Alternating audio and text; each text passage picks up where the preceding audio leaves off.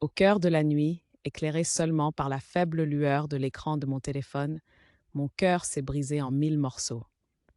À 50 ans, j'ai découvert que l'homme à qui j'avais confié mon cœur pendant 20 ans, mon mari de 53 ans, était sur Tinder.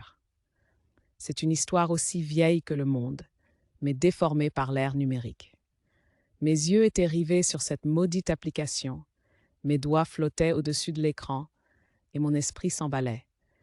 Avec un profil inventé, je me suis lancé tête baissée dans cet abîme sombre, appâtant l'homme que j'appelais mon partenaire. Puis, comme un éclair déchirant le silence d'une nuit orageuse, c'est arrivé. Il a mordu à l'hameçon. Il m'a envoyé un message.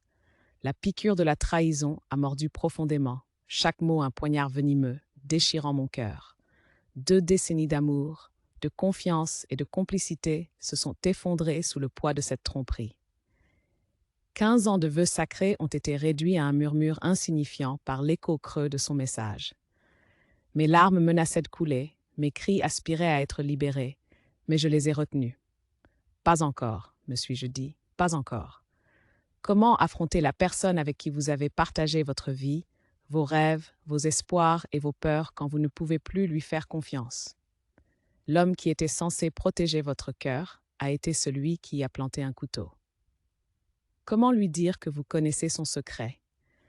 Comment admettre que la confiance, la colonne vertébrale de votre relation, n'est plus qu'un fantôme évanescent de son ancien moi?